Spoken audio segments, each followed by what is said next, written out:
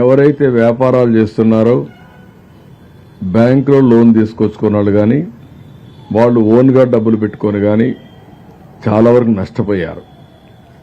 ఎవరైతే ఫస్ట్ ఫ్లోర్లో ఉండే అందరిని చూశాను, కొన్ని ప్రాంతాల్లో మెట్ట ప్రాంతాల్లో ఉంటే తప్ప పల్లపు ప్రాంతాల్లో ఉండే వాళ్ళు మాత్రం 7 అడుగులు 8 అడుగులు 9 అడుగులు నీళ్ళు వచ్చాయి.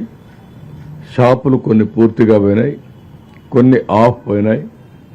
ఆ ప్రకారం మొత్తం అక్కడుండే ఏ ప్రోడక్ట్ అయినా, ఒక కిరాణా కొట్టు కావచ్చు, ఒక మెడికల్ షాప్ కావచ్చు, ఒక ఎలక్ట్రానిక్ షాప్ కావచ్చు, ఏదైనా సరే పూర్తిగా కూడా నష్టపోయే పరిస్థితికి వచ్చారు. వాళ్ళందరినీ ఇప్పుడు రివైవ్ చేయాలి.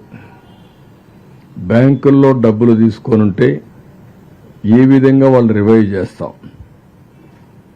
అటు గవర్నమెంట్ ఆఫ్ ఇండియా అంటే మామూలుగా బ్యాంక్స్, ఇటు స్టేట్ గవర్నమెంట్ ఏవైనా వాళ్ళ కన్సెషన్ రేట్ ఆఫ్ ఇంట్రెస్ట్ ఇస్తామా, ప్రిన్సిపల్ అమౌంట్లో కూడా కొంత ఏమైనా తగ్గించగలుగుతామా, దాంట్లో ఉండే ఇన్స్టాల్మెంట్స్ కూడా పెంచగలుగుతామా, ఇవన్నీ కూడా వర్కౌట్ చేస్తున్నాం.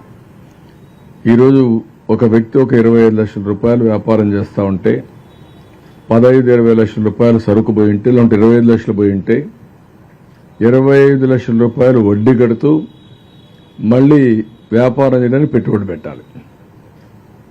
అది అబ్నార్మల్ భారం అవుతుంది. ఈ కెనాట్ సస్టైన్, సర్వైవ్ కూడా కాలేడు. అలాంటి వాళ్ళకు రివైవల్ ప్యాకేజ్ ఏమి ఇవ్వగలుగుతాం అనే ఎక్సర్సైజ్ చేస్తున్నాం. ఇది కొంచెం డిఫికల్ట్ ఎక్సర్సైజ్. దాన్ని ఏ విధంగా చేయాలని ఆలోచించి ముందుకెళ్తాం.